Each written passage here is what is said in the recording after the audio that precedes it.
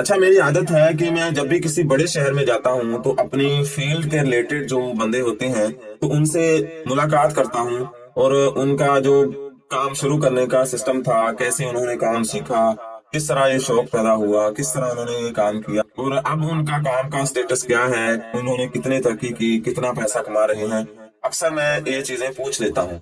تو لاہور میں ایک بڑی دکان کے مالک، میں نے ان سے جب پوچھا، ان کا نام نعیم تھا، انہوں نے بتایا کہ میرا تعلق ایک عام فیملی سے تھا، اور میرا بڑا بھائی ریفریجریشن کا مکینک تھا۔ پرانے زمانے کا طریقہ تھا ان کے پاس، بس جو دکان پر آ گیا اس کا کام کر دیا، جیسے اب بھی ہمارے ہاں ہو رہا ہے۔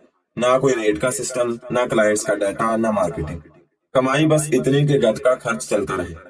نعیم نے یہ سب اپنی آنکھوں سے دیکھا، اور وہ سوچتا ہے کہ یہ کام تو برا نہیں ہے، لیکن آخر کار لوگ اس میں امیر کیوں نہیں ہوتے؟ تو نعیم بھائی نے کہا کہ میں نے اپنے بھائی سے پوچھا کہ بھائی، آپ کے پاس ہنر بھی ہے، پھر بھی کمائی اتنی محدود کیوں؟ تو میرے بھائی نے میرے کندھے پر تھپکی دے کر بتایا کہ یہی طریقہ ہے، کام آتا ہے تو کمائی بھی ہو جاتی ہے، ورنہ دن خالی جاتا ہے۔ انہوں نے کہا، یہ سن کر میں نے فیصلہ کر لیا کہ میں اسی فیلڈ میں آؤں گا، مگر نئے طریقے سے۔ تو نعیم نے ٹریننگ لی، جدید اے سی اور فریج ریپیئرنگ کے کورسز کیے۔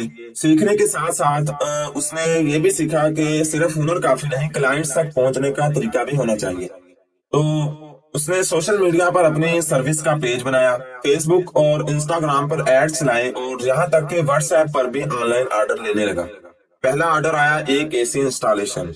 بڑے شہروں میں 5,000 روپے 4,000 روپے فٹنگ کا لیتے ہیں، تو ہمارے ہاں تو ایسا نہیں ہے۔ انہوں نے کہا کہ پہلا آرڈر آیا ایک اے سی انسٹالیشن کا 5,000 کا، اس کے بعد فریج کا کمپریسر چینج، پھر گیس فلنگ، اور یہ سلسلہ چل پڑا۔ شروع میں ایک دن میں 2-3 آرڈر ملتے، ایک اے سی انسٹالیشن کا 4,000 5,000، فریج ریپیئرنگ کا یعنی کہ اس کا کمپریسر اگر چینج کرنا ہے تو 15,000 20,000، اور گیس فلنگ کرنی ہے تو 5 سے 6 ہزار روپے۔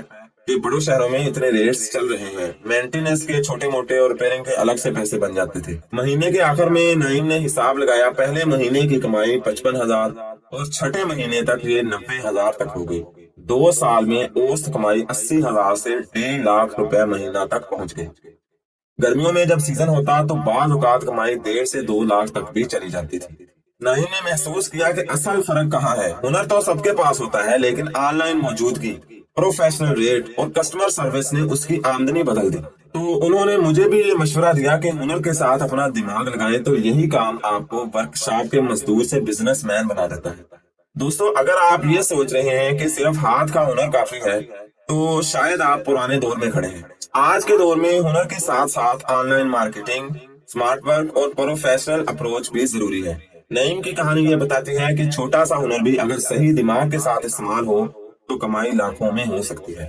تو اگر آپ بھی یہ فیلڈ سیکھنا چاہتے ہیں تو ہنر کے ساتھ ساتھ اپنی سوچ بدلیں، سمارٹ ورک اپنائیں، ہو سکتا ہے اگلی وائرل کہانی نعیم کی نہیں، آپ کی ہو۔